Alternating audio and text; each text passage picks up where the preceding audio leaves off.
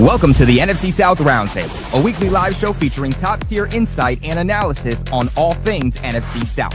From the best creators in the division, including Atlanta Falcons creator Berto, Carolina Panthers creator Clay, New Orleans Saints creator TJ, and Tampa Bay Buccaneers creator James. Catch the NFC South Roundtable every Tuesday at 8 p.m. Eastern on the NFC South Roundtable YouTube channel. NFC South Roundtable, NFC South Roundtable. How are we feeling this week, man? I mean, look, it ain't Halloween, baby, but we got our full cast here dressed up like it is Halloween. Of course, James, unfortunately, he did lose a bet. James, you did lose a bet, so he is the one that is dressed up this week. Thankfully, I did not lose the bet, so I did not have to dress up, but we were waiting for Mr. Rudolph the Red-Nosed Reindeer to get ready, and boy, oh boy, did James come in fully stocked up and ready. But what we weren't expecting was TJ also came in. We still fight, baby. We still fight. Yes, sir. Got it on tight. Oh, man. Damn, bro.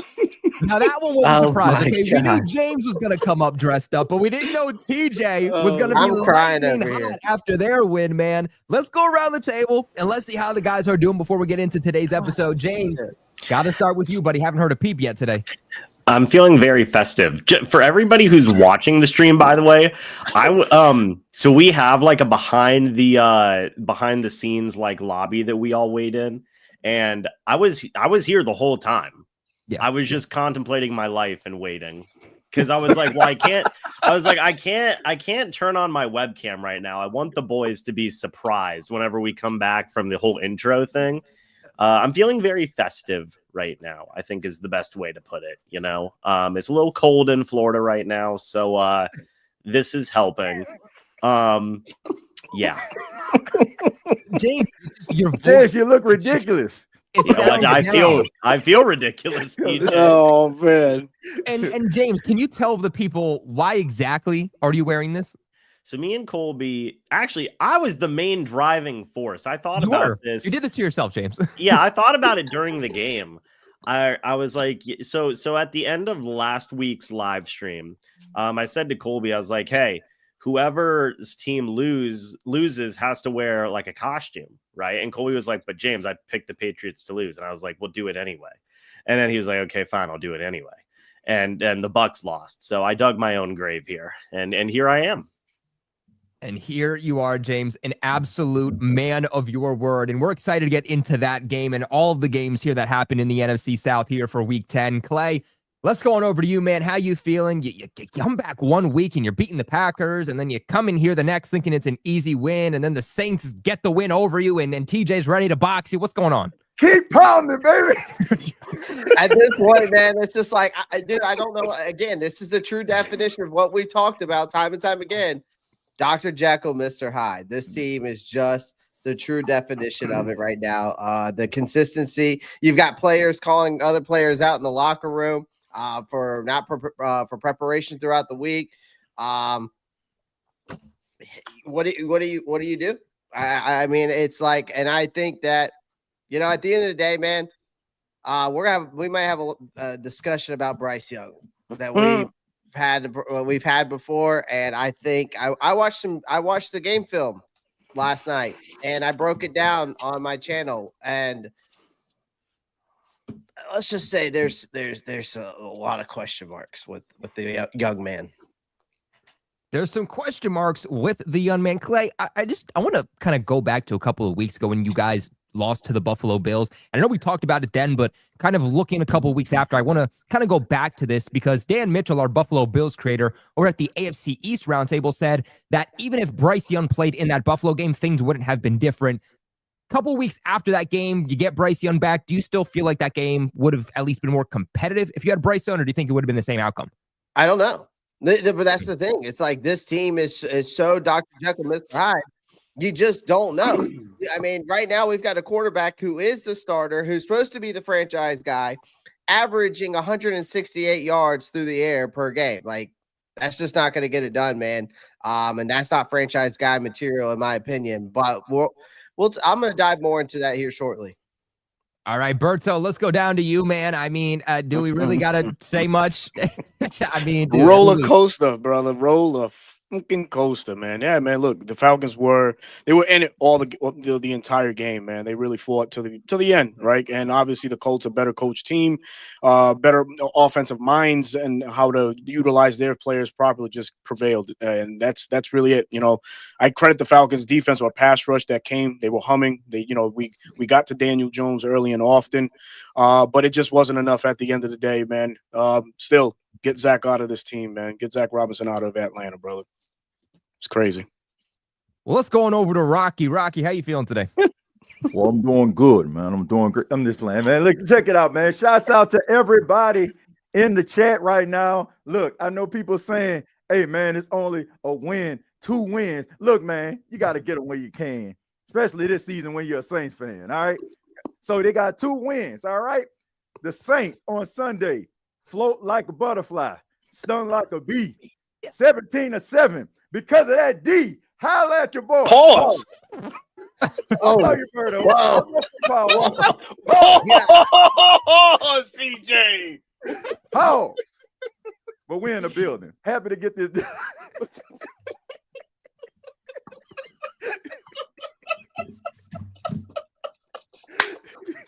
It's a wrap. That's a wrap, ladies and gentlemen. That's the show. We appreciate y'all coming through tonight. Keep pounding after that, right? I guess, bro. But look, man, I'm happy to be here, man. Shouts out to James, man, being a sport. Man, shouts out to all of y'all, man. This is the highlight of my week, man. Coming here on the round table. Shouts out to the channel, man, making the channel what it is. What's up, Kobe? Hey, man, y'all can only find content like this in one place. Y'all not finding this nowhere else. You ain't finding this on no NFL Network, no TikTok, no ESPN. Man. There's one place to get this content, baby, and it is with Round Table freaking Sports, man. Shout out to James. Shout out to TJ for coming and firing on all cylinders. We appreciate these guys, man. Before we go ahead and we transition on over into these games, do you want to give a big shout out to one of the sponsors of the video over at Sleeper? Use the promo code you see on the screen, RTS, and you'll get up to a $100 match on your first deposit. Terms and conditions apply. See Sleeper's terms of use for details. Currently operational in over 25 states. Check out Sleeper today. And guys, want to build this quick parlay with you like we always do. And we got a big in-division game. We got the Panthers. We got the Falcons. And so, Clay, I want to start here with you. What do you think about Rico Dowdle anytime touchdown? Yeah. I mean, I can rock with that. Yeah, I can rock with that. You know, you alluded earlier that Bryce Young was struggling, and I think that this is a testament to just how bad he is because his over-under in this game is 159.5 passing yards. Yeah. That's what we're going to have a nice conversation about that. You want to take the over or under on that one? I'll take the under on that. Damn, okay. Take the under on that one. And then last one we'll give you here, Clay. What do you think about Ted McMillan, 57.5 receiving yards?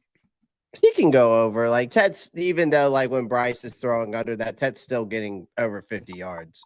So surprisingly enough. Berto, what do you think about Drake London anytime touchdown? Oh, give it to me. Absolutely. The touchdown machine. 4 touchdowns the last 2 games. Let's go. And the last one I'll give you here, Michael Penix, over or under 225.5 passing yards. Oh, shit. He's playing at home. He's a little bit more comfortable at home in that environment. So give me the over. Give you the over. Give you the over. All right, guys. Well, this is going to be our parlay this week on the Sleeper app. Make sure you guys get in with us on our picks. Link in the description box below. But let's get into exactly what the people came for, and that is these games, man. Let's go ahead and transition on over to the Week 10 recap. And we got to start off, of course, with what I think, unbiasedly speaking, of course, was one of the best games of the week. And what Tom Brady said was the game of the year. That was New England Patriots, Tampa Bay Buccaneers. New England Patriots come out on top 28-23. James, talk to us about this one. Yeah, it didn't feel like the game of the year, in my opinion. Golly. Look, this was a game where really I felt like the injuries to the Bucs offensively came to rear their ugly head. And you would look at the stats offensively and see Mayfield, 28-43, 273 yards, 3 touchdowns, no picks. You would see the 21 rushing attempts for 113 yards and think that, like, hey, this offense had a really good game, right? But they lacked efficiency in this matchup, in my opinion. They really did. They were 5 of 13 on third down in this game, 0 for 1 on fourth down. It just wasn't good enough, right? Mayfield was harassed throughout most of the game. Actually, very interesting quote from head coach Todd Bowles yesterday, where he basically admitted that Baker's playing at about 50% right now. Apparently, Bucky Irving is still banged up, can't even take contact on his shoulder right now. So we just have no idea when he's going to be back. So offensively, I think they struggled with efficiency and really getting down the field. And I think also consistently getting guys involved besides Emeka Ibuka and Cade Otton. I know Tez had 2 touchdowns and that was good. But aside from that, like, they didn't really get a ton more in the passing game, in my opinion. And, a good chunk of that came towards the end of the game as well. And, garbage time, essentially. Now, defensively for the Bucs, look, again, on paper, you would see Drake May, 16-31, 270 yards, 2 touchdowns, 1 pick, and be like, oh, he didn't really have a great game. But the big issue for the Bucs defensively was their inability to take away the big play for the Patriots offensively. I mean, Travion Henderson, great running back, had touchdowns of 55 yards, 69 yards at the end of the game there. Mac Hollins had a 54-yard catch in this game. Kyle Williams had a 72-yard touchdown grab.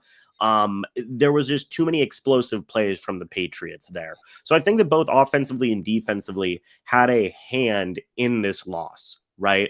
I wouldn't necessarily point it to one side of the ball or the other. There are certainly things that need to be improved. Look, another offensive lineman left this game with an injury in Ben Bredesen. So now you had Mike Jordan in at left guard, former New England Patriot. So they're still trying to figure out things along the offensive line. Luke Gedeke came back, which was huge. But we still don't know what the status is of Godwin and what the status is of Bucky Irving. And it seems like those guys aren't coming back anytime soon. So, you need to see this offense begin to scheme things better, begin to get more guys involved in different types of ways. Defensively, I think it's about executing better. Also coming into this game, Drake May was the 2nd most sacked quarterback in the league, and he only got sacked once in this game. So still kind of looking for better execution on the defensive side of the ball as well. Overall, I think the Patriots just played a better football game than the Bucs. Simple as that. And it was one of those games where it's, hey, one play, this guy made a mistake. A few plays later, it's a different guy. A few plays later, it's a different guy on the defensive side of the ball. Then a few plays later, it's another defensive guy. So it was just one of those games where the Bucs just lacked the finer details of execution and whatnot, and it showed up at the end of the day. Absolutely. And James, you guys obviously had that opportunity at the end of the game to win too, right? Patriots drive down, and then you got Mac Hollins, that big play, and it's like, okay, Patriots can ice this thing. And then what? Drake May throws bad a throw horrific interception. I mean, I thought maybe if he put it a little bit in the front of Mac Hollins, maybe, but you want to put that, 3 stands up to make sure that it's either a catch or it's incomplete. It's picked off. You guys are, down by 5, an opportunity to win the game, but complimentary football and the Patriots kind of stood up there. But Clay, let's go on over to you. What were your thoughts when looking at this game? Yeah, I mean, there was the good and the bad and the ugly in this game, to be honest with you, from a Bucs standpoint. Like, I would say the good is that you saw Emeka Ibuka had himself a freaking day, as he has been. 7 grabs, 115 yards, a touchdown.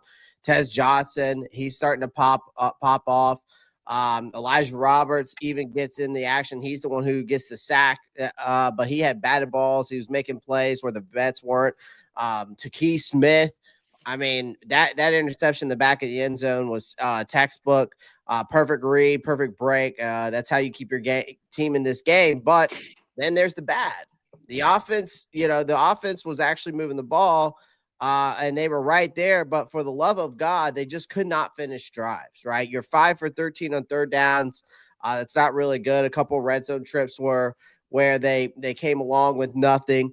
And that one, I think that really killed them in most of this game, because the Patriots turned the ball over on downs. Bucs gets, great field position. And then what happens? Nothing, right? So you can't waste chances like that and expect to win football games in the NFL. Defensively, I mean, every time they had a shot to get off the field, the Patriots said, nah, we're good, and ripped off another, big play, 3 plays of 55+ yards. This bend but don't break sometimes just doesn't work, I feel like. And that's that's the bad. The ugly to me was just how soft the play calling was on the defensive side. I just felt like, Trayvon Henderson, I mean, my goodness, 14 carries on 147 yards. The guy was averaging 10 yards per carry at the end of the game. Like, what are we doing here? Right? He rips off a 55-yard, a 69-yard. Like, this guy looked like he was playing Madden game in rookie mode. So every time it just seemed like Tampa Bay tried to fight back. This guy kept the Patriots on the field, especially like in the fourth quarter of that game. The Bucs had a chance. Baker's driving, and then, incomplete, fourth down, and then it's game over. So I'll also have to say this. Josh Grizzard's play calling was a disaster in this game. What happened after that first drive? It was like he got scared to call anything that wasn't a damn screen or a slant. So it just became really predictable, very conservative, just boring. It looked like Dave Canales calling plays out there for you again, honestly. So, which we'll talk more about him shortly. But this was a game I felt like the Bucs could have won. Hell, I think they should have won. But once again, they couldn't get out of their own way. And the rookies look good. You got vets that aren't stepping up. And the coaching got soft at the end of this game. So shout out to the Patriots for taking advantage. Yeah, man. And to be fair, I mean, look, obviously the big plays did happen. I don't like the argument where it's like, oh, but if this player wasn't in the game, we would have won. Or if you take out the big plays, we would have won. It's like, no, the big plays happen at the end of the day. But if you do take out the 69-yarder and 55-yarder from Henderson, the Buccaneers did pretty damn good at stopping the Patriots running back core. I mean, not that there was really much there to talk about, but I mean, they still stopped them to like 1.5 yards per carry if you take out the big runs. And so there is that. Well, real quick too. I mean, the argument of like, well, if these big plays didn't happen, they would have won. I mean, that's a silly argument. I mean, if you executed better, they wouldn't have happened. So that's just the fact of the matter, I mean, and kudos to the Patriots. I mean, look, they are a solid football team. Gosh, the one play that just stole my joy so bad was fourth and goal at the 1, and it was that fade. And like, dude, Colby changed the entire makeup of the game. I felt like where you just hit a fade. It's our best defensive back against your best wide receiver. Diggs wins the matchup, and you're just like, wow, what a deflating play. Because if they didn't get that, you're looking at 10-7 going into the second half, Yeah, I mean, even a couple plays earlier, like the Patriots are on the half-yard line, and they just elect to not go into the end zone to drain the clock, and it's fourth down, and you're like, was that a good decision? Drake made beautiful ball, corner of the end zone to, of course, Stephon Diggs and toe tap, and he gets in, man. And look, crazy. And dude, it was one of those things too, where it was like, okay, if this works, they're going to say it's genius. If it doesn't work, they're going to say it's absolutely stupid. Right. So it was, like you said, incredibly risky. But that's one of the reasons I like Vrabel, man. Vrabel's like a good freaking head coach. He's got to be a top 5 head coach in the league. I mean, he gets those guys ready and they go out there and they perform. I mean, shout out to them. And James, what I will say, too, is that at the end of the game, when you guys got that garbage time touchdown and an opportunity to get the football back with the onside kick, you didn't recover the onside kick, but that might be the best onside kick I've seen in my life. Dude, I thought that when it popped up, I was like, oh, and then I saw Stephon Diggs out there and I was like, oh, no, that's not good. And then Deion Jones almost gave him a freaking concussion at the end there. I was like, holy crap, man. Dude, that was a great onside kick. I mean, guys, find a show that's going to talk about the onside kick. You're not going to do it, but we do it here at Roundtable Sports. But Berto, let's go down to you, man. What were your thoughts on this game?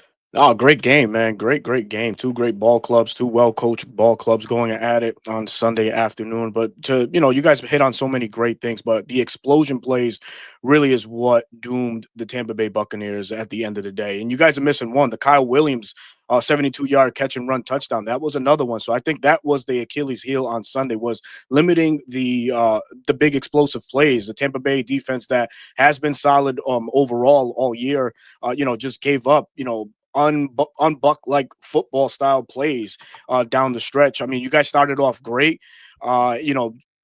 the Patriots normally a team that starts off slow. You guys were able to get to Drake. Drake started the game 2 of 7 for only 19 yards before everything settled down on New England sideline, and we've seen the explosive plays just had, just at will. The Pats average 7.4 yards per play. So it was just more that the Patriots offense did well in critical moments against a Bucs defense that was just falling apart towards the end of it. So, what can we say, man? The better team won in New England, and that's why we're all privileged to seeing James in that in that costume this evening. Hey, man, it's okay too. I mean, like you can all come together to hate the Patriots because they ended up sweeping the division. You heard Vrabel after the game. Guys are walking back to the locker room, dabbing everybody up. Yeah, you guys look at James. You guys own the South, man. Like, dude, that's crazy. I was so pissed when I saw that. Dude, I thought of you, James. NFC South champs, boys. I was like, shut the hell up, Vrabel. Get out of here. Dude, it reminded me so much of that Kirk Cousins, like, you like that moment. You like that? Dude, and that was the Bucs too. that was the Bucs. James, man. I don't know. Might be you. But TJ, let's go on over to you, man. What were your thoughts on the game? Well, I thought the game was pretty impressive by both teams. Like, honestly, man, look, when you look at what the Tampa Bay Buccaneers were up against, you got some young, talented wide receivers that shine through. Emeka, Buka, Tez, Johnson, Cade Otten got in on action. Mm-hmm. I mean, those guys stepped up in a major way, man. So if you're a Tampa Bay Buccaneers fan, you should walk away a little optimistic because, the changing of the guard stepped up for you. I mean, as Mike Evans and Chris Godwin slowly start to kind of come down and, eventually they're in the twilight of their career, you got some talented young guys that's willing to step up and can step up for you. That is a plus. I mean, only 1 sack in this game, man. You got to be able to get some pressure on a quarterback, especially someone as athletic as Drake May is. Big splash plays. I feel like that was the Achilles heel of the defense for the Tampa Bay Buccaneers. Like we mentioned, Travion Henderson with 2 big runs, Max Hollins with the big catch. I mean, 50-50 ball with Stephon Diggs in the back of the end zone. Like, you got to be able to come away successful on most of those, especially when more than likely they're going to happen. Sometimes I feel like the Patriots kind of, caught Tampa off guard a little bit with some of those plays. But at the end of the day, I wouldn't be too discouraged. Give credit to the New England Patriots. They're showing that they are a resilient bunch. That they're showing that, they're talent, more talented than a lot of people thought, even myself. Like, I mean, I thought, that they were pretty mediocre. They just was beneficiaries of a lackluster schedule. But you play the teams that you play. And, this kind of reminds me of those Minnesota Vikings teams. I want to say it was like last year before last, when all their games basically came down to like 1 possession games, and they had like a 12-13 win season. And then they went into the playoffs and got beat. And that's exactly what I see from the New England Patriots. But it's a good start, man. It's a good start. Certainly is a good start, man. I think one of the other impressive things, too, is, and James, you can kind of attest to this, is just the fact that, like, Tampa, they don't allow that big play. Like, I remember coming into this game, that was the big thing. Is like, Patriots get at least 1 big play a game, but you're probably not going to get that against Tampa. But then you've got multiple of them. In fact, we haven't even seen the Patriots get this many big plays in a game before. And I think that was probably the most shocking part about this. But, man, Tampa's going to be fine. That Benjamin Morrison got cooked in that game. Couple of plays, man. It was brutal. He was the one who gave up that 72-yard touchdown to Kyle Williams. It was in that crossing route. Yeah. Yeah. So when they saw that and they saw it was man-to-man, they saw the matchup. They actually checked it at the play. Drake May checked it. And so they switched it up and then they liked their matchup and they got it. But dude, Ibuka for offensive rookie of the year, man. If he doesn't get it, it's rigged. Jackson Dart don't deserve it. No. It's probably going to go to Jackson Dart if he plays. Hell no. Because I remember back in 2021, it came down to like Mac Jones and who was it? Jamar Chase. And Jamar Chase leveraged him out. I'm sorry, but I think that Ibuka's playing better and more consistently than what we've seen from Jackson Dart. So, nah. If you're a Buccaneers, they always give it to the quarterback. If the quarterback, it, man. Yep. They might as well just name it the quarterback, award. Quarterback award, yeah. Every single one of these awards feels like does go to the quarterback. But Let's go ahead and let's transition on over into the next game. Big in-division game of the week. We know TJ is very, very excited to talk about this one, but let's hand it off to the loser here first. No disrespect, Clay. Clay, I know that you gotta throw the loser in there when we already know who let's throw it to the team that didn't win the game. Let's go on over to you. There Clay. you go, Kobe. I'm trying to figure out the what a best way to gracious say this. host you are, man. Oh, wait, I got this. Clay, let's kick it off to the second best winning team in this game. What happened? That's diabolical. Now, that's a fucking shot. Oh man. Yeah, love it. I'm gonna be honest with you guys. I'm not even gonna talk much about the game itself because the Saints did what they needed to do, which was force Bryce Young to beat you, and that's what they did, and it worked. Because, ladies and gentlemen, boys and girls, the Carolina Panthers have a quarterback problem. Okay, I'm done babying this kid. It's not that I dislike the kid, but we also got some coaching issues too. So I'm not going to put it all on Bryce, but you're going up against a Saints team that ranked bottom 5 in the league in their secondary. This was your chance as a quarterback to show that you could be that guy, step up when needed, especially when they were taking the run game away from you. We're in year 3 of this kid being the number 1 overall pick, and he's supposed to be the savior of the franchise. He goes out there and he throws ducks after ducks, 124 yards. He's throwing checkdowns. He's not trying to push the ball down the field. No touchdowns, 1 pick. One actually should have had 2, but it got called back. He also had 1 fumble. Like, this ain't franchise quarterback football. I don't care what anybody says. That whether it's the scheme, maybe he goes somewhere else and it works out for him. But this is a backup playing like he's trying to win football. Okay, I don't want to hear, oh, it's the O-line is bad, that his receivers can't get open, because that's all bullshit. Because at some point, we know what great quarterbacks are able to do. They're able to elevate around out of the mess around them. And Bryce ain't doing that right now. He looks hesitant. He looks uncomfortable. Every throw past 10 yards feels like a damn adventure. I mean, here's the thing. We're sitting here at 5-5 right now. After losing to the Saints, I feel like I'm 2-8 because I know we're still alive in the NFC South, but let's not lie to ourselves here. They're winning in spite of Bryce, not because of Bryce. Rico Dowdle has been carrying this team. This defense has been balling their ass off, and Bryce has just been riding along.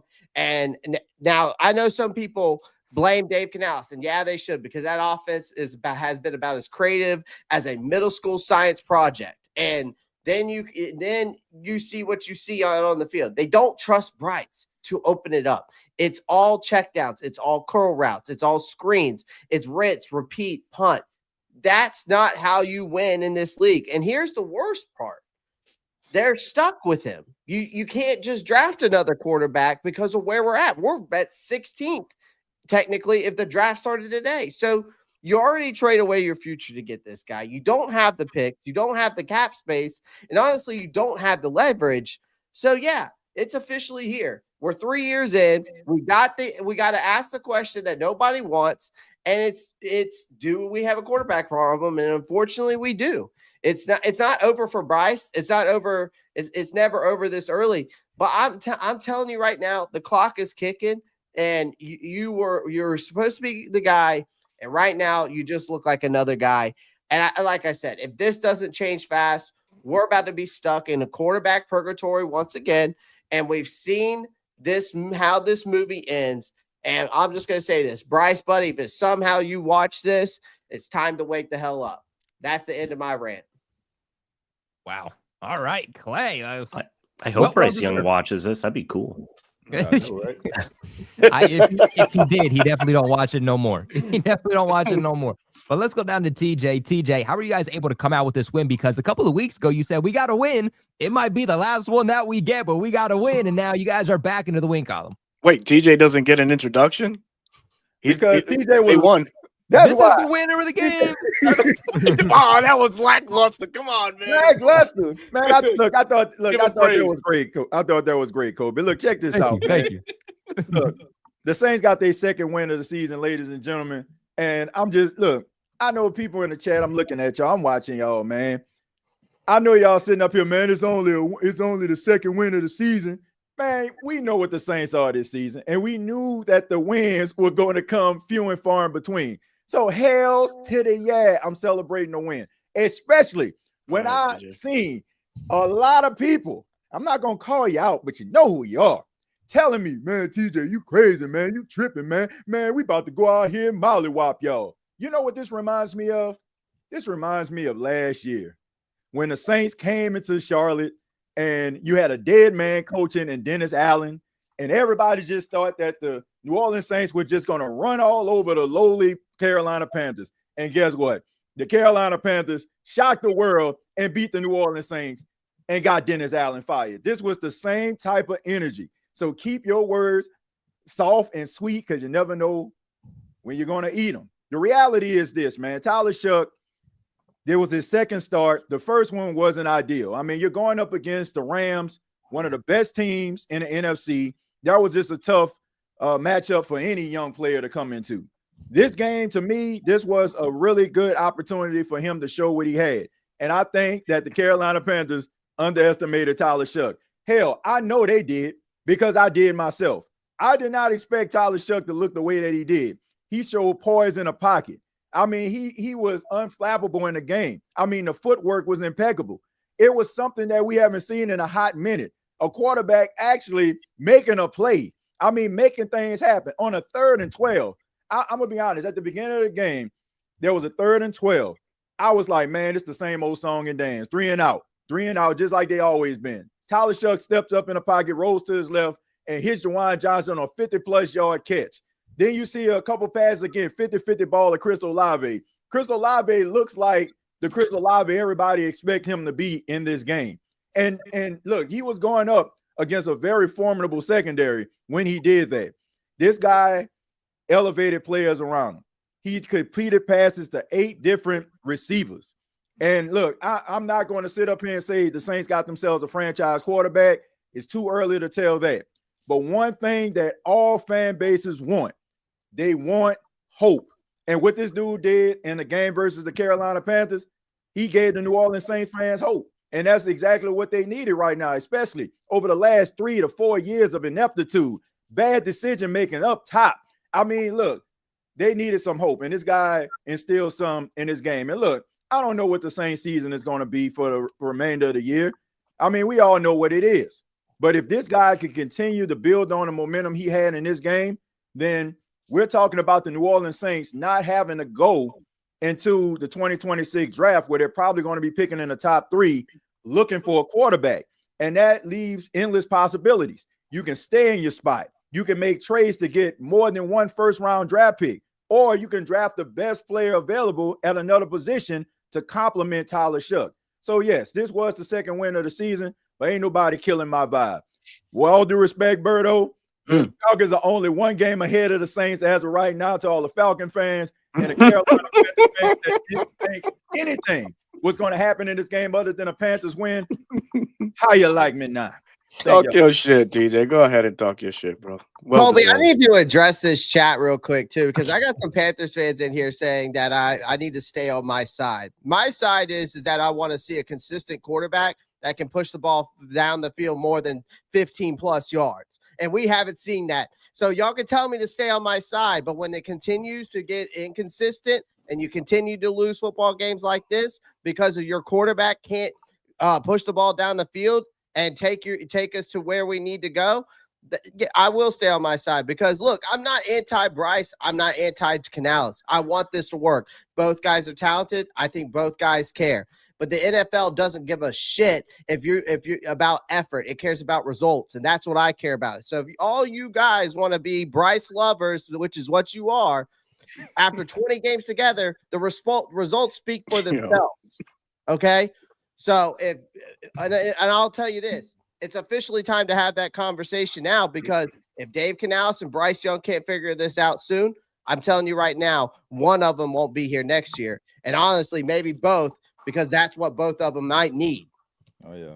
You can criticize your team and still love and support your team. And that's exactly what Clay is doing. That's what he's here for. That's why he's a part of Roundtable Sports. That's why Clay does what Clay does, is because he's going to tell you exactly what's going on with the team, whether you want to hear it or not. This guy right here, big time driver, talk about, well, we got a young wide receiver core. Yeah, that one young wide receiver core is ranked 13th in the league of separation. So I don't want to hear that bullshit either. You got one guy balling out for you. Yeah, I mean, you're not going into the offseason saying, I feel good about where our wide receiver core is at. If you're a Panthers fan, you're like, we got a one. Now let's build around that one. But I saw Rudolph over here agreeing with what you were saying, Clay. So let's go on over to James. James, what do you think? I was just kind of messing around, but he's vibing out all alone. I was kind of vibing. I kind of want to see like if I could make the ears flop on this hood thing. It's cool. That's crazy.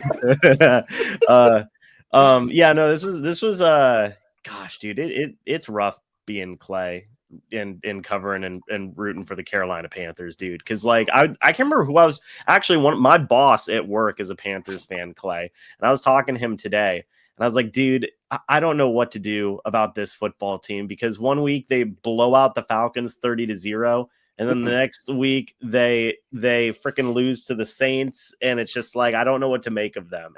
And I agree with a lot of what Clay said here. Look, Bryce Young is just such a paradox of a quarterback right now. I mean, you know, he'll give you a little bit of hope and then crash, and then he'll give you a little bit of hope and then crash, and it's just been a brutal thing so far. Ted McMillan still continues to look good, and that's awesome. But you know, kudos to the Saints here, right, for getting a win and figuring you know, some stuff out with Tyler Shuck, with that run game as well. Look, they did not shy away from the run game and just kind of taking control of this game as well.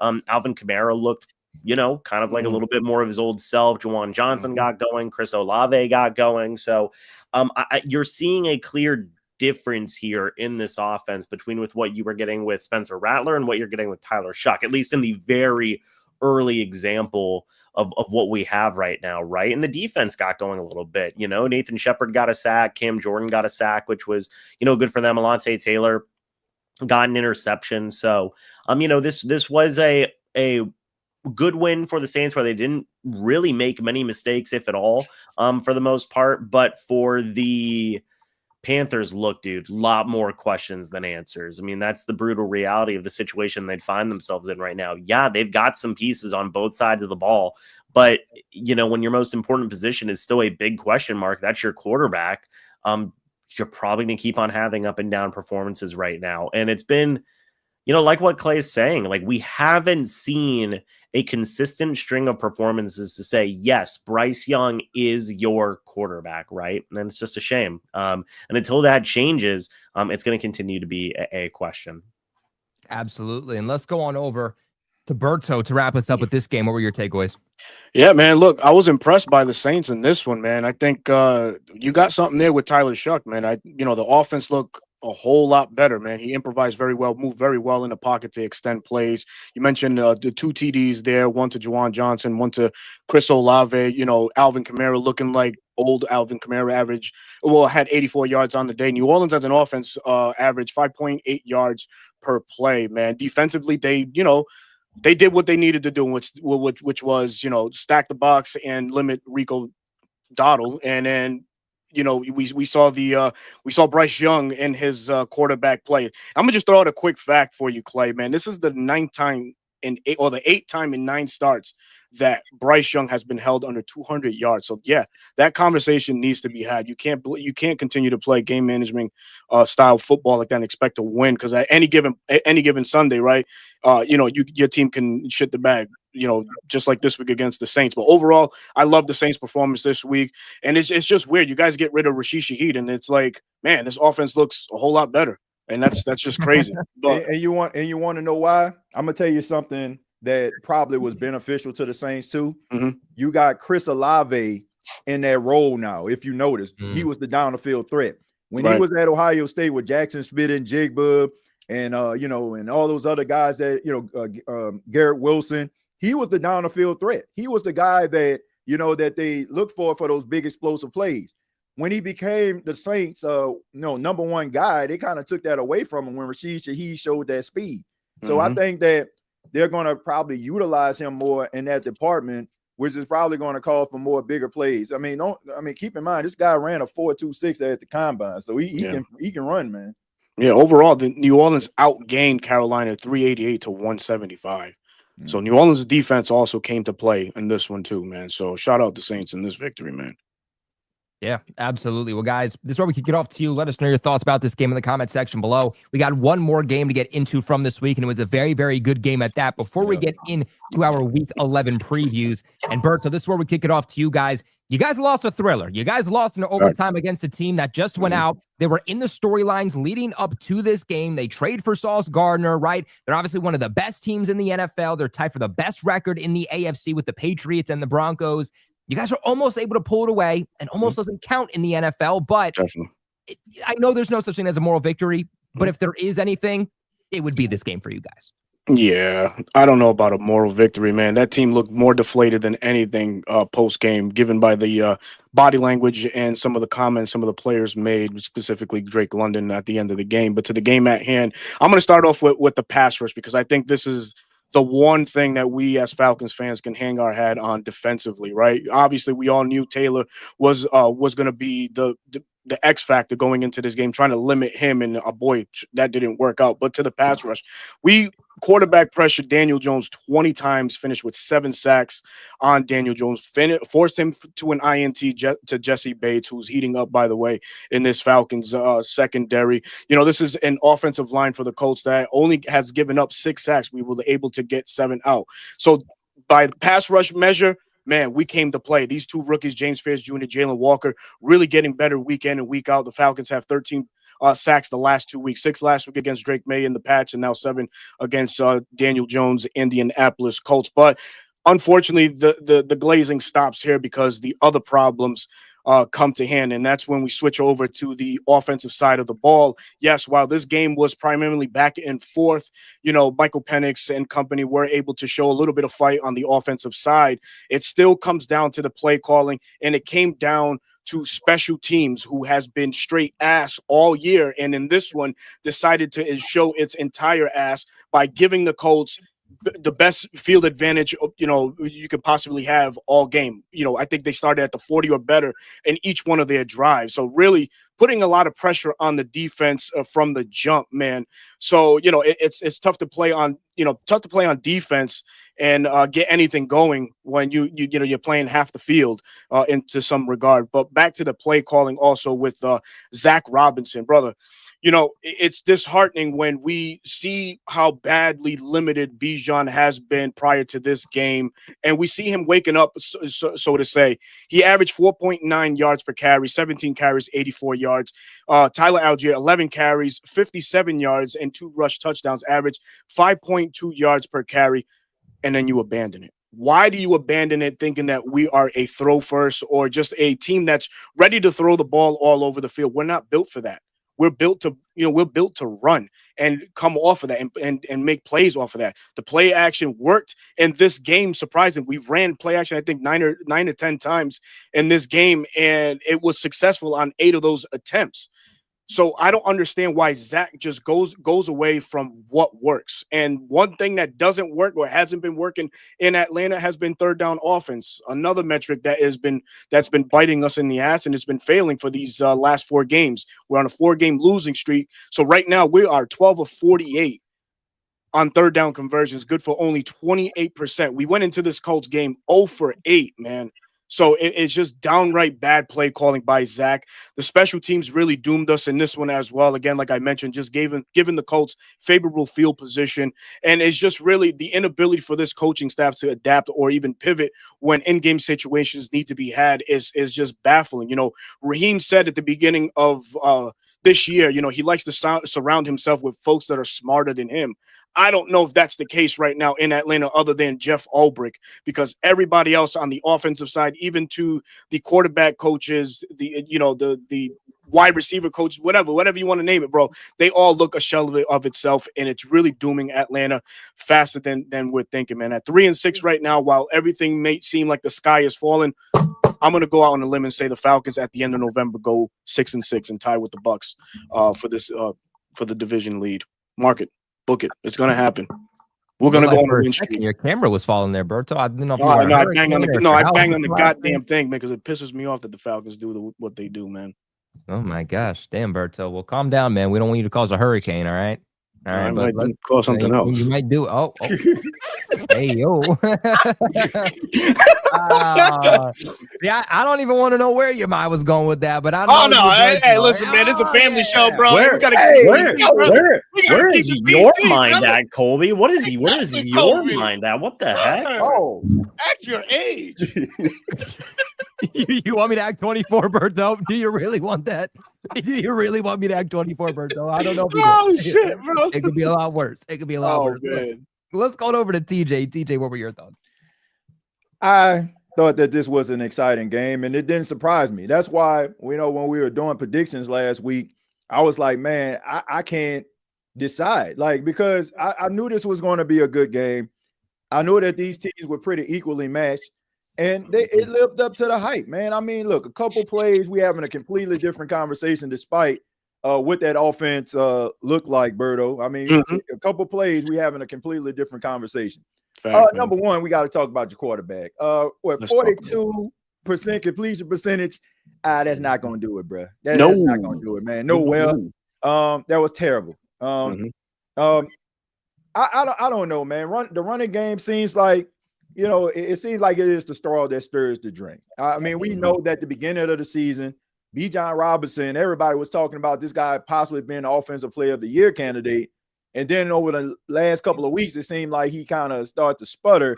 I thought maybe it was because teams are looking at him more and they're trying to neutralize him. And at this point, when it comes to Penix, they're trying to get him to win games. I mean, look, last week against the Patriots, he had 3 touchdowns. In this game, it was a little rough. So I think that, they needed to possibly change it up. But I just want to know. I just want to know. You got 7 sacks in this game. I mean, Daniel Jones was bleeding from the mouth.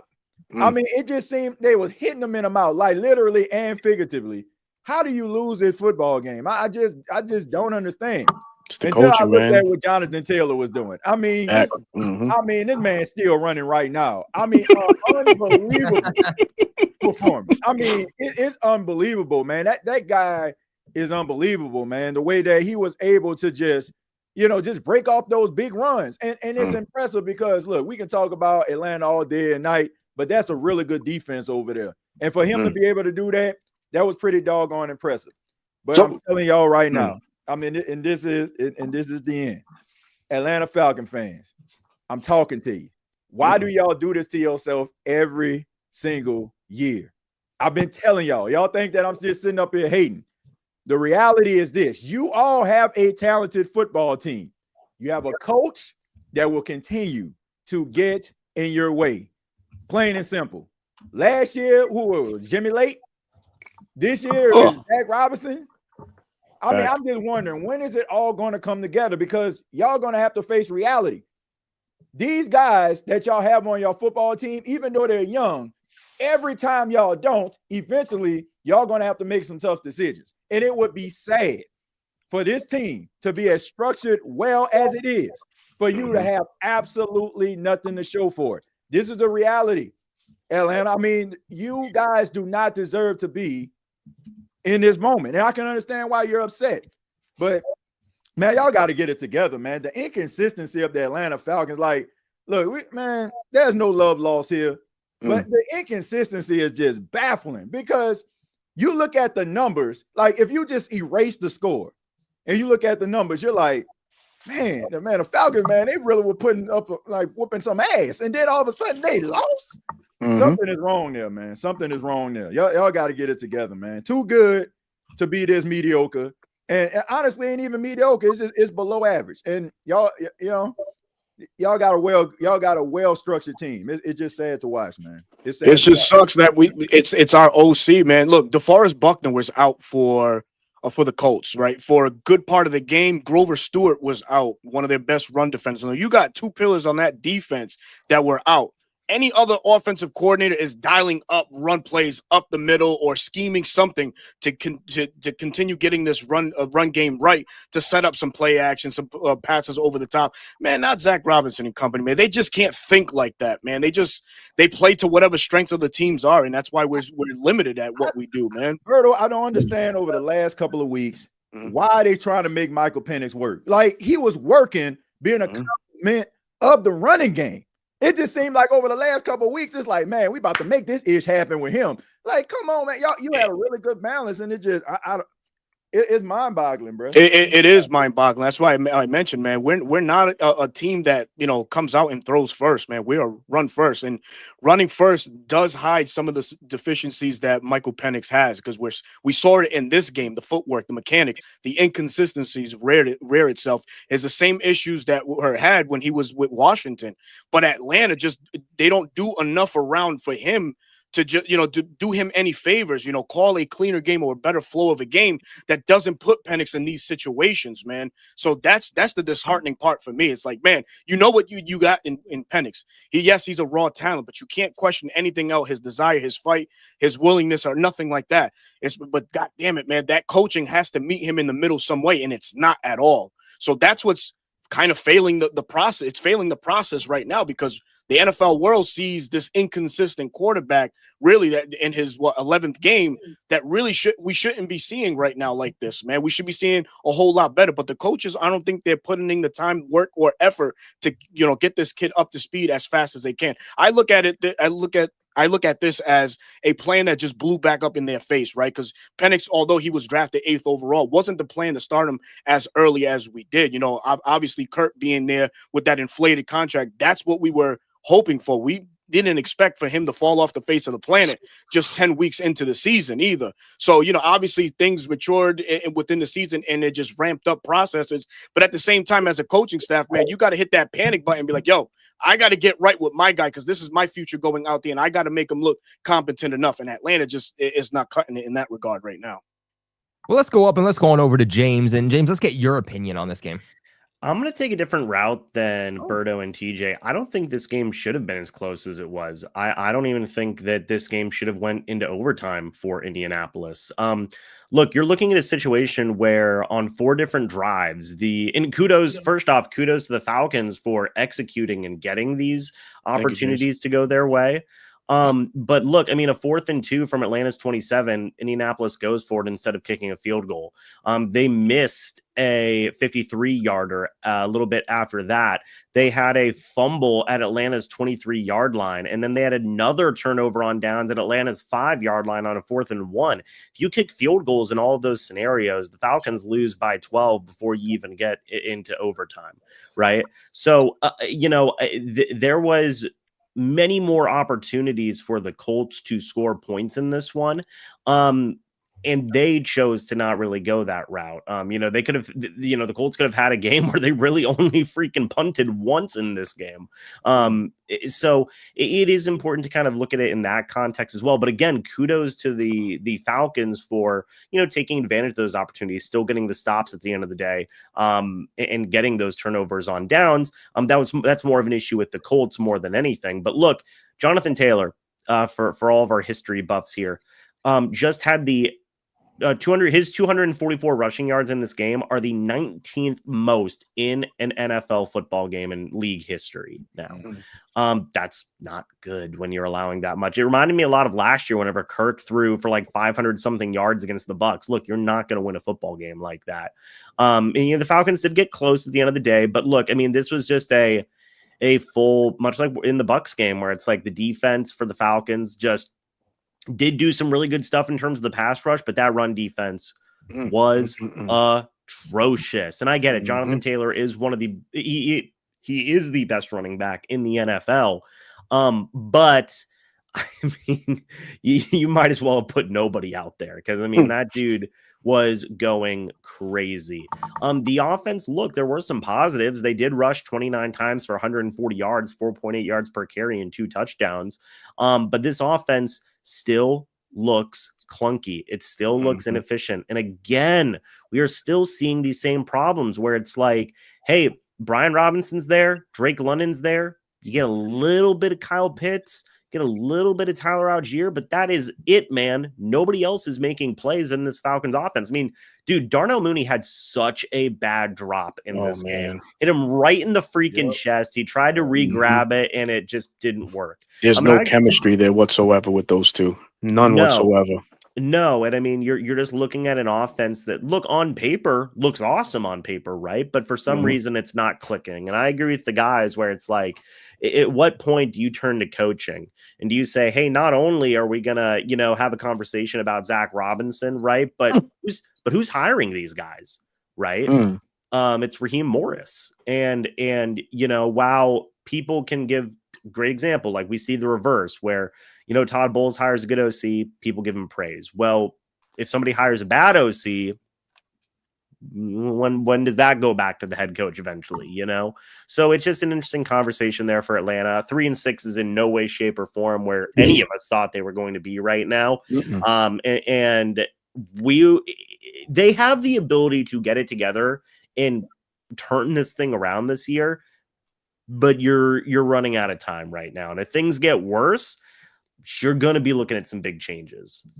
Damn, Bert. I remember when you said they were going to win the division when we did our predictions, man. And hey, look, man, you never know. Right. You never know. Don't come in here and stir the pot. You know what, Bert? There's still a chance. There's still a chance, man. Right. Y'all going to go undefeated. I mean, I can't take James seriously, head nodding like that, man. Hey, Rudolph leads the sleigh, Bert, so don't give him no disrespect. Man. That's your leader right there. But, Clay, let's go on up to you and wrap us up with this game. What were your thoughts? Yeah, I was looking at the third down conversions. My God, both teams combined 2 for 20 in this game. That's terrible. I mean, the Falcons went 0 for 8 in third downs. I don't understand how that's possible, especially when you've got Bijan Robinson, Tyler Algier, Drake London, Kyle Pitts, all that talent, right? And they've gone 1 for 18 in the last 2 weeks. So you could accidentally convert more third downs than that. Like at some point, that's just not bad luck. All right, you got to start pointing the fingers there. Jonathan Taylor is him. He's that dude.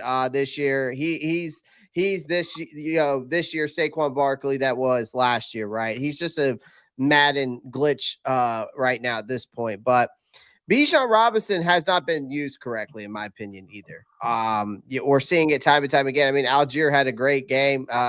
Kudos to him, but I just don't understand. It seems like Bijan Robinson's just out there doing what he can, right? And your team is built to run the ball. Like you should be putting more numbers up than what we saw, but in the end. The rookies are doing their thing. Like I got to give credit to the Falcons. I like what I'm seeing from Xavier Watts. He led the team in tackles. James Pierce Jr., Jalen Walker both got sacks. I mean, the defense got a total of 7 sacks, like TJ alluded to. So at least you've got that. I mean, these kids look good. The future could be bright right there with those guys.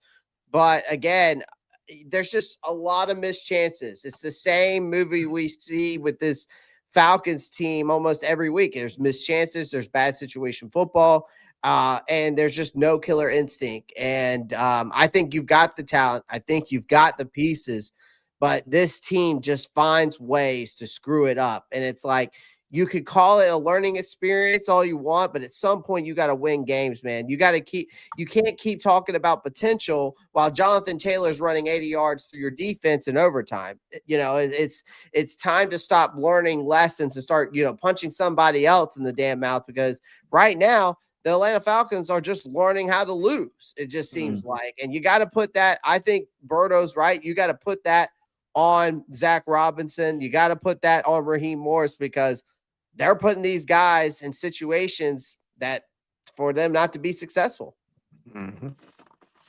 Well, guys, this is where we kick it off to. Let us know your thoughts about this game and the rest of these games from Week 10 in the comments section below. We got a couple games that we do have to get into, and it actually is only 2 games that we have to get into because Saints, obviously, they're going to be on a bye week, and then we do have a big in-division game. But before we do that, you guys have been very, very generous with the super chat, so I want to make sure we get into you guys. Trevor comes in with a $10 donation and says, I hate the Josh Gizzard play calling. Is it Gizzard or Gizzard? Am I saying this right? It's Grizzard. Grizzard. Oh, not bad. Grizzard. You know Yeah, what? I agree with you. Job gizzard, Bo.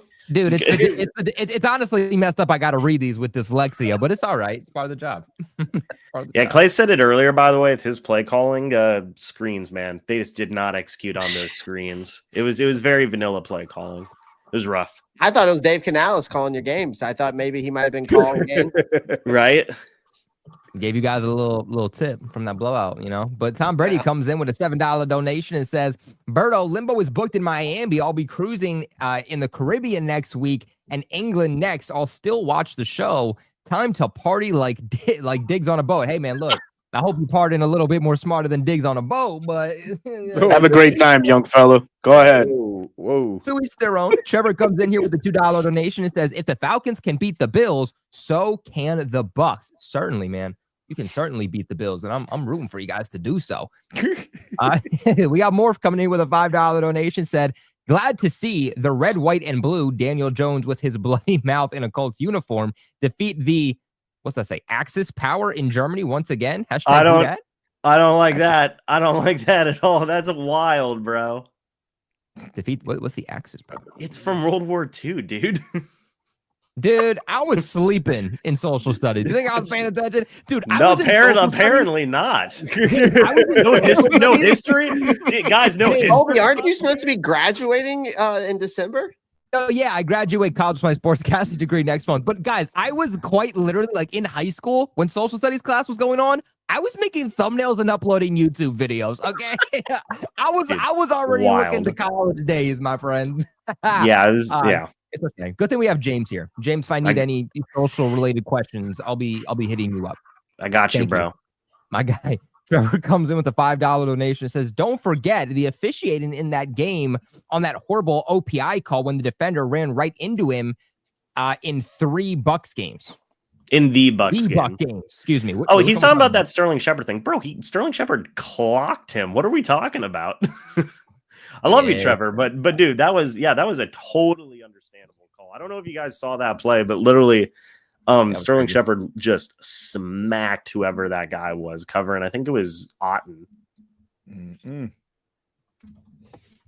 All right, thanks, guys. Thanks for the feedback on that. Appreciate it. Was the guy Sterling Shepard? Was it Carlton Davis? I can't remember who it was.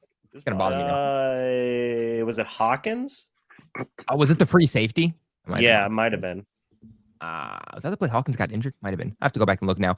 Let's see. Needle comes in here with a $5 donation. Says Falcon season ain't over. We play in the Panthers, Saints, Jets. If we don't go 6-6, I'm going to Cancun early. Hey, maybe Bertha will join you. Link up. So salty. Paul's rookie comes in with a $10 donation. Says, let's keep it real. Bryce is bad. He is not NFL material. I wish Panthers fans would stop lying to themselves. Is he likable? Sure. But being likable is not winning you games. Good point. Thank you, Papa.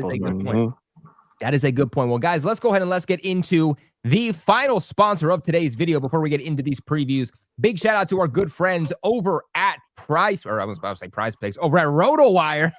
That's a different sponsor. You don't know our over friend. at RotoWire. That's crazy. We talked about RotoWire earlier on in the season when we talked about how you could dominate your fantasy leagues, but there's a lot more to RotoWire than just making sure you pick the good players to dominate in fantasy. They also are making sure that you make money and not lose money, making sure that you build the best parlays. You have the best player props. They're going to tell you every single week who they like for the over and who they like for the under. So, for example, you see on the screen this week, they like the under on Demario Douglas receiving yards, 27.5. And then Kyle Williams, they also like the under on receiving yards at 25.5. Just giving you some, let's look at some of the overs here for these guys. Let's see. Devon A-Chain, they like the over this week on rushing yards, 74.5. So, guys, we are giving you an exclusive offer here on behalf of Roundtable Sports where you get 15% off with the promo code you see on the screen, RTS. Again, that is RTS. Links in the description box below. Don't just trust your own judgment. Trust the experts to make sure that you are making some extra money this football season. But let's go ahead, guys, and let's transition back over on into these games. And, of course, we have to talk about the game of the week. Okay, I mean, you guys go out there, you play the New England Patriots. That's a tough game. But now you are playing a pissed off Buffalo Bills team. James, is there a chance that you guys are also pissed off and can come in here and get right? So Baker said something after the game where he was like, our team lacks killer instinct, and the guys should be pissed off after the loss to the Patriots. And I do agree. I hope they do go into Buffalo, which is not going to be easy in freaking November. But I hope they go in there with a fire lit under them, right? To go out there, execute to the best of their abilities, and still beat what is a good Buffalo Bills team, in my opinion. I know they lost to Miami, and everybody's like, Bills kind of washed and stuff. I don't believe that for a single second. They're still one of the top teams in the AFC right now. So this is going to be a very tough, very difficult game. And whenever you think about, like, how do you attack them? How do you get after them? With a team like the Bills, it is one of those scenarios where it's like, there aren't many ways, right? You just have to execute better at the end of the day. So just look for the playmakers to get going. Hopefully look for Josh Grizzard to have more, I was going to say motivated, but inspired play calling, I think is the right word to use here. So yeah, I think the Buccaneers have a good chance to go in here and get a win. I think it would honestly be viewed as an upset if the Bucs got a win here.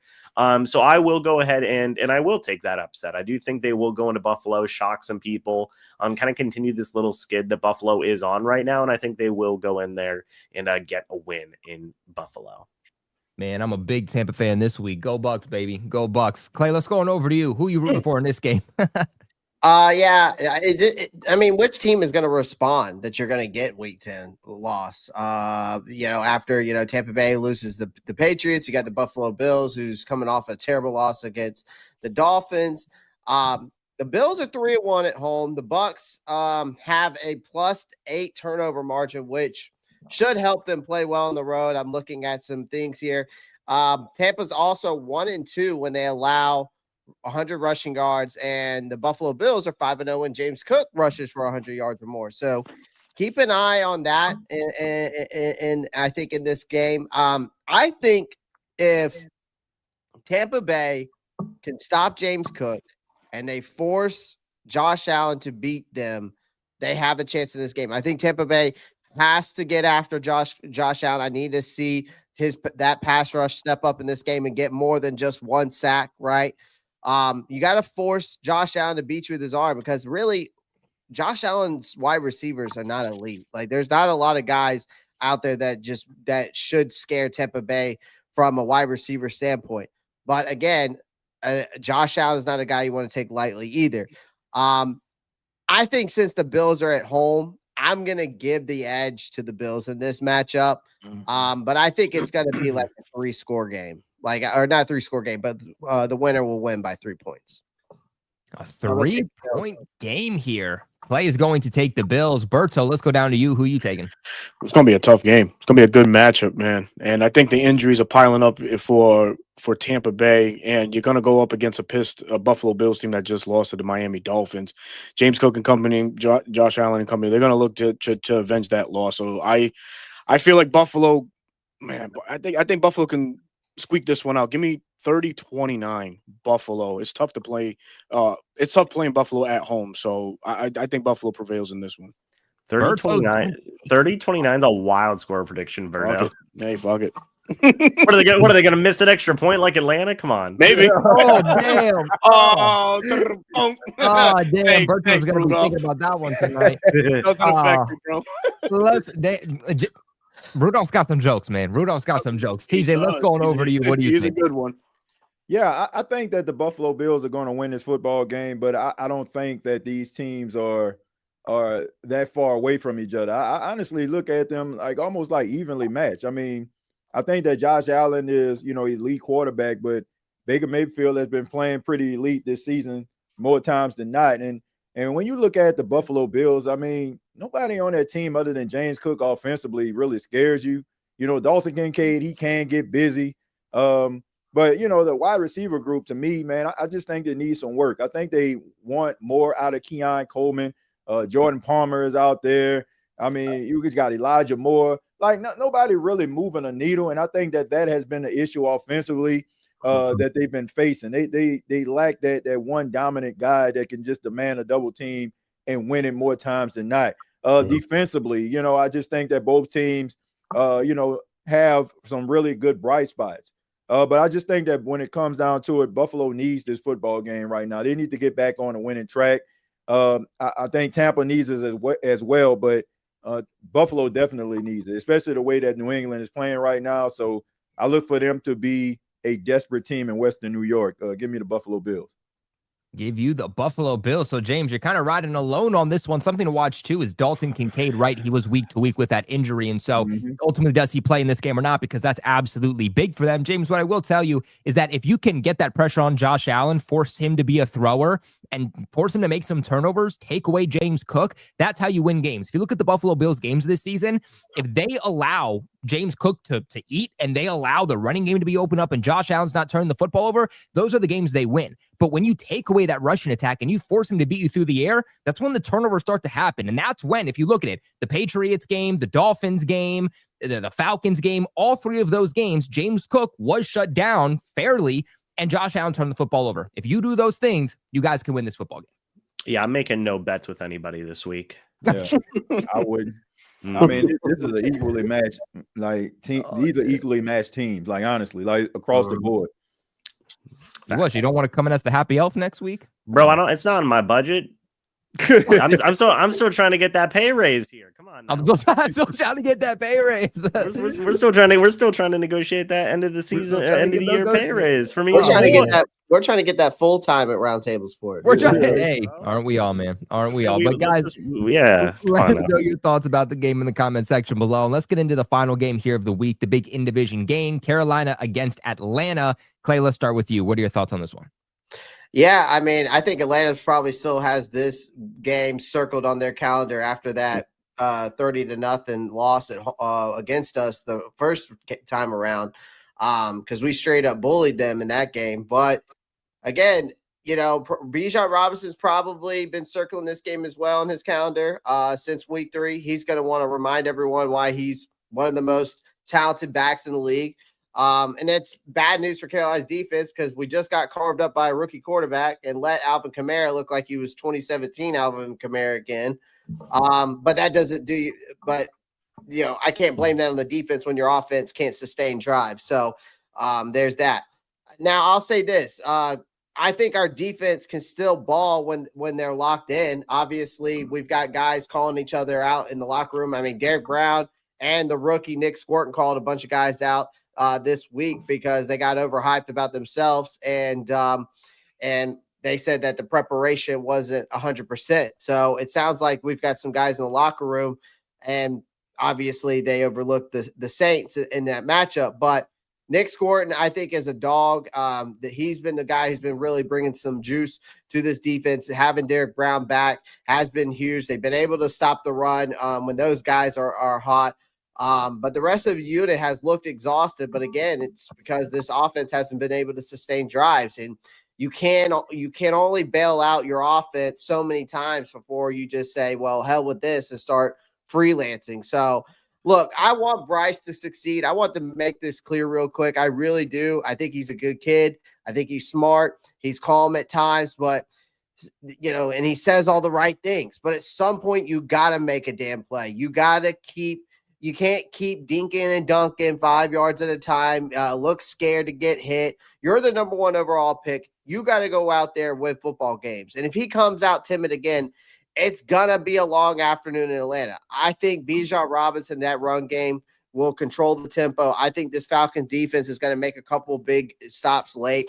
I think this team will once again leave everyone saying, man, what is this offense supposed to be? Because if we lose this one, they're in full on mirror check mode. Like, who the hell are we? Right? Territory. So if they win, maybe we start believing again. But right now, it's looking like another frustrating Sunday for this team. And that's just the truth, folks. I think this game is really going to tell us a lot about where this Panthers team is mentally and talent-wise. And they should compete, but will they? We'll see. I'm going to take the Falcons in this one, though. I'm going to take them by a touchdown. All right, and let's go over to the other side of this game. Berto, what are your thoughts on this one? No team in this division needs a victory more than Atlanta. We need to end this skid, this 4-game losing skid. And obviously, yes, like Clay mentioned, we do have this game circled on our calendar that 30-0 loss, ass whipping in week 3, still, very relevant in the Falcon fan base's mind. So the Falcons have to come out here and just pull out all the stops. But they have to call their best game defensively and offensively to get a win. A loss here, that's it for the Falcons. And I say that's it. It could be it for Raheem Morris. It could be it, or it should be it for Zach Robinson. So minus the win, there's a lot of pressure on the Falcons side this Sunday against the Panthers. But I'm going to pick my Falcons to win on this one. I like how we play at home. I like our offense at home, minus, that Miami Dolphin 10-game point output a couple weeks back. Everybody seems to play with a little bit more jazz and pizzazz down in the bends. So give me the Falcons 30-24 over the Carolina Panthers. 30-24. All right, let's go up to James. James, who are you taking? We don't want to get TJ's thoughts and opinions on this. I thought we would go up, but we can go to the side too if that's how you want to do it. TJ, let's go with you. Okay. I'm gonna go with the Atlanta Falcons in this game. Look, I just think that the NFC South is extremely competitive. I think that 30-0 loss that Atlanta suffered at the beginning of the season is going to be a little bit of a wake-up call. They definitely need a game. I mean, right now, as you get closer to December, what your famous coach say, Kobe? I mean, good teams win these games, right? Late in the season like this, November, December, right? That's when real football starts. Yeah, there you go. Real football right there. Real football starts around that time. So, and they're going to have to step it up. Look, I understand the offensive coordinator situation. I understand about some of the other hardships that Atlanta went through. But look, if you want to call yourself a legit contender, if you want to be a playoff contender, you got to win these football games. Nobody cares that you're nicked up. Nobody cares if your coaches are inept. You got to go out there and get it done. You're too damn talented to be sitting here making excuses week after week as to why you didn't win. So get it done, plain and simple. I think the Panthers are going to end up like playing much better. They seem like a very young team. Like sometimes you got to get slapped around for people, to get their undivided attention. I don't think this is going to be a high-scoring game. I think both defenses are going to come and show up and show out. I think it's going to be pretty low-scoring. I think it's probably going to be like 20-13 or something like that, man. But I think the Atlanta Falcons are going to win because they're going to give Bijan Robinson the football. And after that speech that Jonathan Taylor gave him after the game, motivating him and saying how great he was and how he up next, I mean, look, you have no choice but to be motivated when somebody great telling you that you have the possibility of being great. And everybody sees the greatness in Bijan. I ain't trying to be no hater. He got to step it up. I got the Atlanta Falcons winning. All right, TJ's got the Atlanta Falcons winning. And as Bill Belichick famously say, real football starts after Thanksgiving. And so we will certainly see what these teams are made of very, very soon. James, let's go on up to you, Mr. Rudolph. What are your thoughts? This is going to be a very competitive game, I think. Are you petting right now? What's up? Are you petting Rudolph right now? What are you talking about, bro? Are you petting your hood right now? I mean, yeah, maybe. Yeah, all right. Would you not? Come on, bro. Take it away. Take it away. Oh, okay, fine. Yeah, maybe I will. See, it's this freaking guy, dude. Just getting uncomfortable. Did we end the show? I mean, all right, folks, that was the show. So listen. Whenever we talk about this matchup, the past couple of times, the Carolina Panthers have really surprised the Falcons, right? They won in overtime last year. They absolutely crushed them earlier this year. And this is one where I think the Falcons will get a win back. I really do believe that. I think this is where they try and get some things right. Carolina's still trying to figure things out. I agree with what TJ was saying. I think that this is going to be a close game. I'm going to say it's probably going to be like 17-10, to be honest with you. It just feels like the Panthers have more offensive issues than the Falcons right now. And I also trust the Falcons defense more than the Panthers defense right now. So this is a game that I feel like the Atlanta Falcons will win. They just seem like a little bit more of a complete football team offensively and defensively here. I think Bryce Young is not going to necessarily have a good game. And I think Carolina's going to drop this one. Carolina is going to drop this one. Well, only time is going to tell, but it sounds like everybody's expecting a Falcons win. This is where we kick it off to you guys. Let us know in the comments section below. But that is going to wrap us up for today's episode, breaking down everything that happened in week 10 and previewing week 11. Make sure you guys let us know your thoughts, previews, and predictions in the comment section below. And of course, leave a big like on the video on your way out. We have over 200 people watching right now. Let's try to hit our like button goal of 200 likes by the end of the stream. It does absolute wonders for the channel. 100% free, and I promise, we're not just telling you guys like the video because it looks good. We're telling you to like the video because that's how we hit YouTube's algorithm, and they push this channel. They push all the hard work that these guys are giving you week in and week out into the YouTube algorithm to help grow the NFC South Roundtable family. So make sure you guys hit that subscribe button. If you have not already, subscribe to these guys' individual channels. Links in the description box below. But until next time, my name is Colby Cochran, host here of the NFC South Roundtable, a show brought to you by Roundtable Sports. We will see you live next Tuesday. Same place, same time. Roundtable Sports Network is your one-stop shop for all things NFL, with daily live shows covering all 8 divisions in the league, hosted by the best content creators on the web, all on one network. Catch the AFC East live every Monday at 7 p.m. and on Wednesdays at 6 p.m. The AFC West Roundtable live Tuesdays at 6:30 p.m. The AFC North Roundtable live every Wednesday at 6 p.m. The AFC South Roundtable live Tuesdays at 7 p.m. The NFC East Roundtable live every Tuesday at 6 p.m. The NFC West Roundtable live at 9 p.m. on Tuesday nights. The NFC North Roundtable is at 6 p.m. on Wednesdays, and the NFC South Roundtable is live Tuesdays at 8 p.m. EST. And of course, fourth and forever, the flagship show of Roundtable Sports Network, covering all things NFL at 1 p.m. Eastern Standard Time on the Roundtable Sports YouTube channel. Real coverage, real fans.